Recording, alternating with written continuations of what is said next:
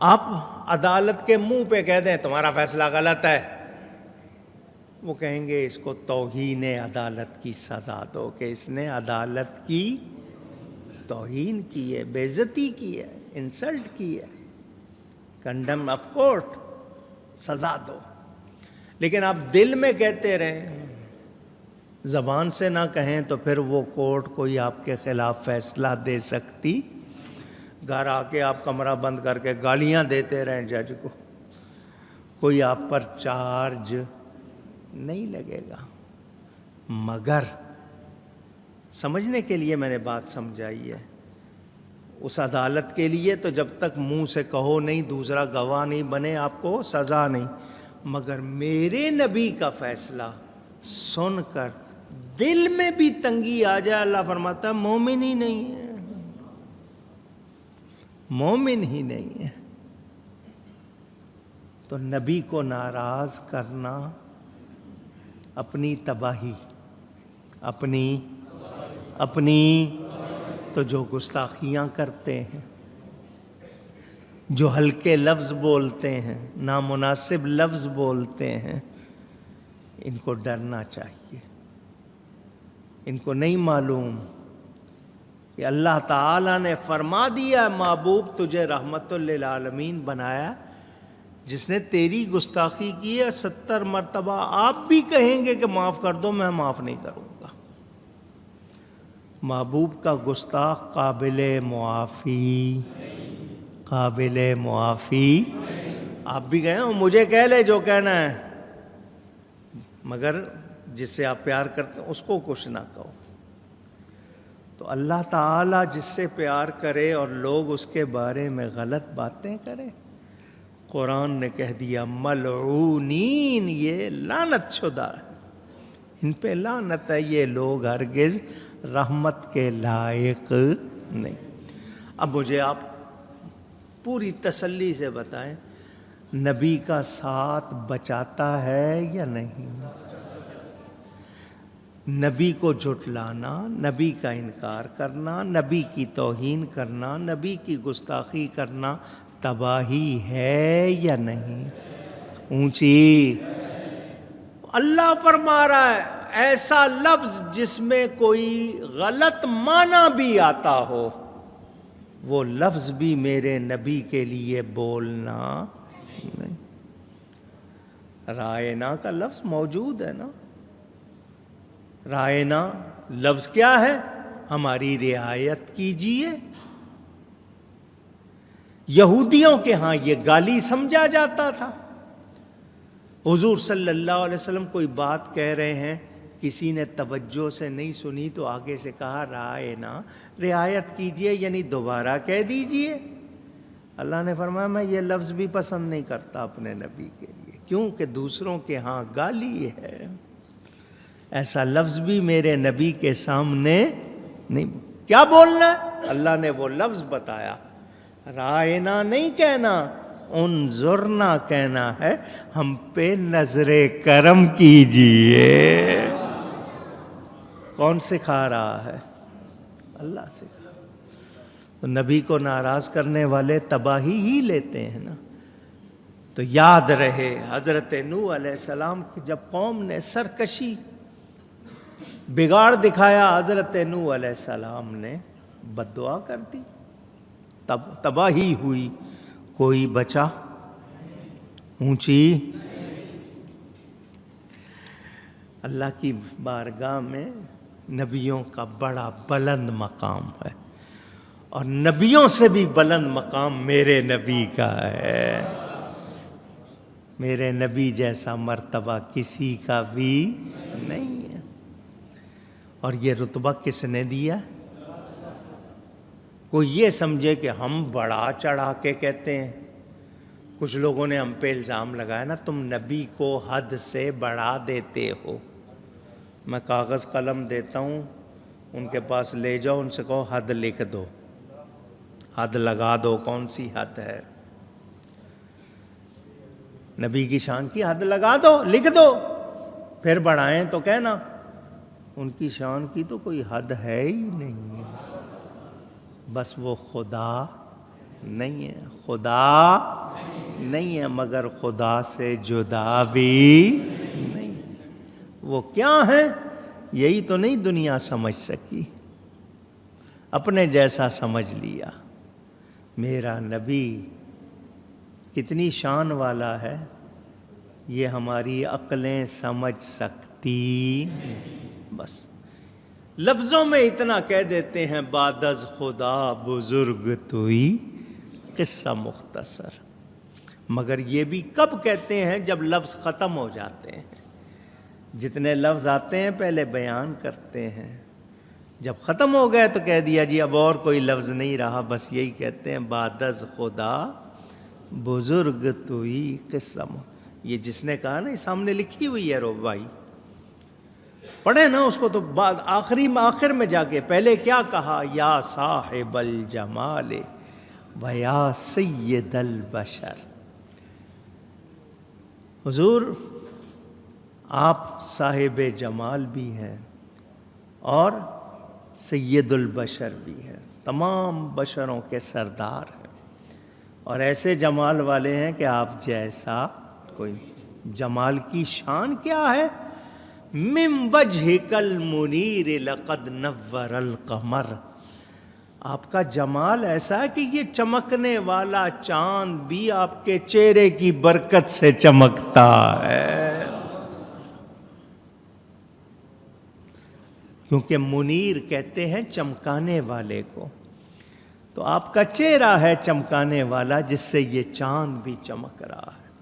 پھر کیا کہا؟ لا یمکن الثناء کما کان حقہ۔ ممکن ہی نہیں ہے کہ کوئی آپ کی ثنا تعریف کا حق ادا کر سکے۔ ممکن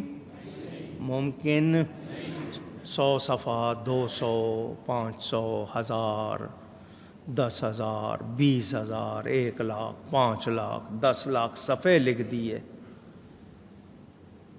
ہزاروں کتابیں لکھ دیں، ساری زندگی بولتے رہے، تو کیا حق ادا ہو گیا؟ اونچی وہ لا یمکن، کیا ممکن ہی نہیں ہے۔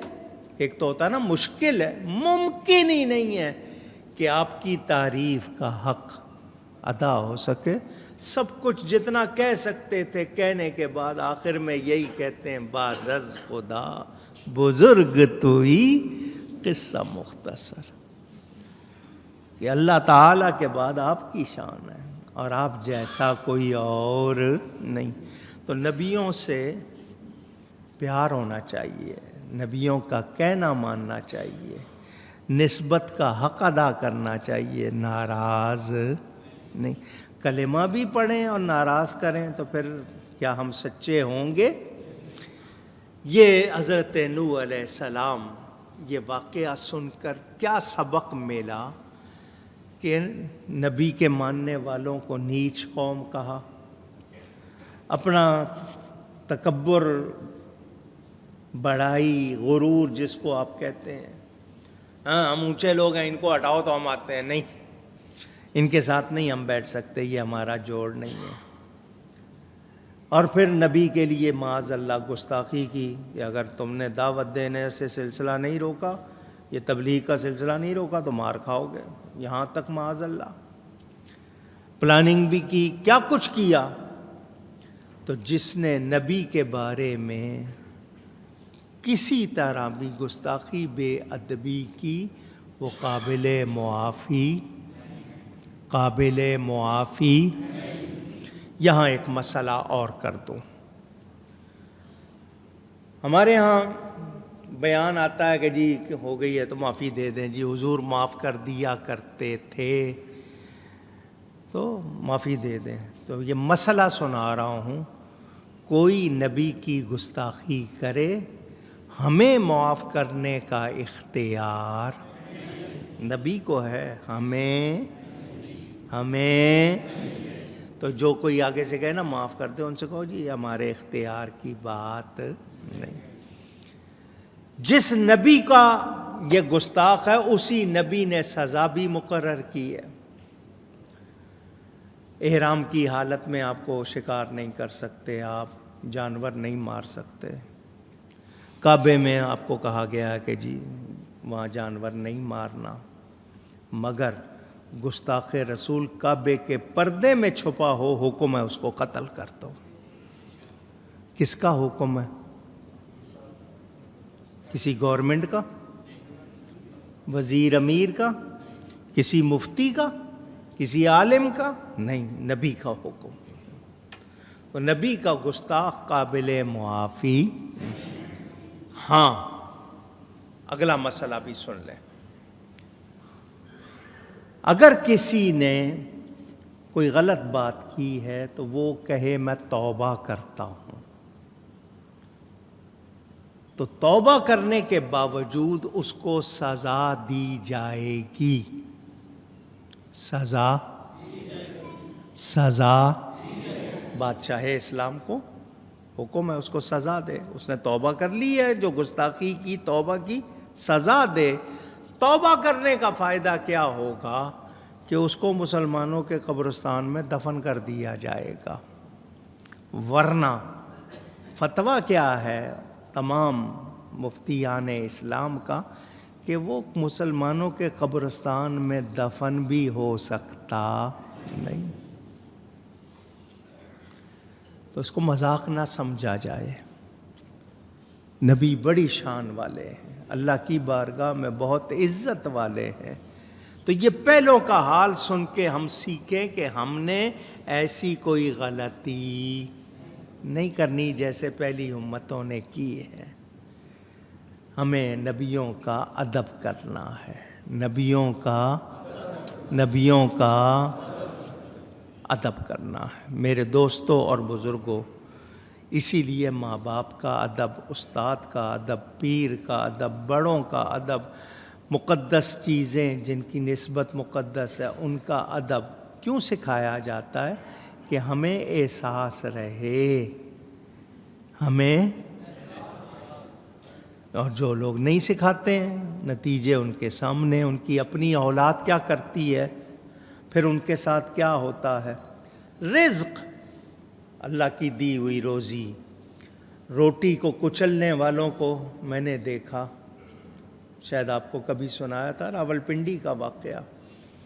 پیسے بہت آ گئے تھے، روٹی کو کچلتے ہوئے گیا بھی مسجد میں، مگر روٹی کو کچلتے ہوئے واپس نہیں آ سکا، اس کی ٹانگ ضائع ہو گئی تھی۔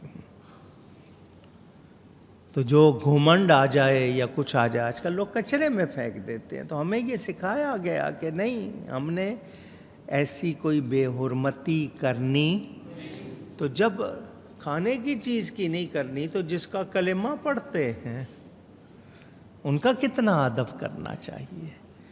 تو نبیوں کا ادب کرنا ہے۔ اللہ تعالیٰ ارشاد فرماتا ہے کذبت عاد المرسلین۔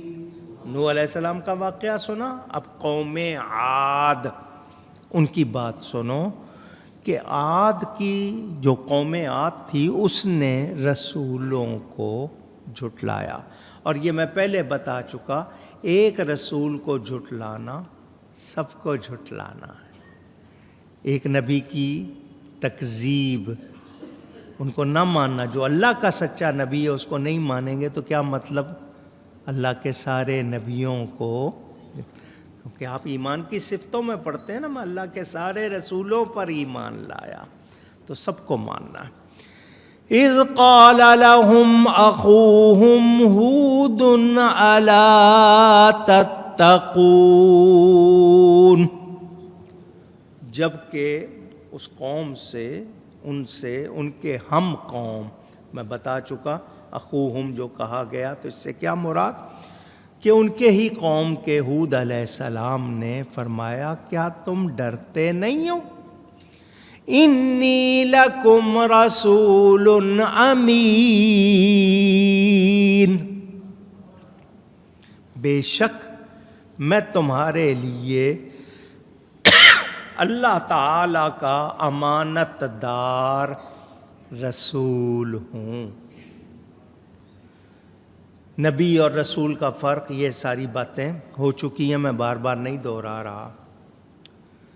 تو جب میں تمہیں بتا رہا ہوں میں تمہارے پاس آیا ہوں اللہ کی طرف سے امانت دار ہوں، تو میرا کہنا مانو اور اللہ سے ڈرو۔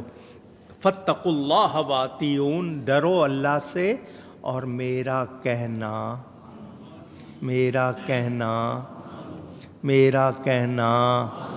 یہاں آپ کو دو باتیں سمجھانی ہیں۔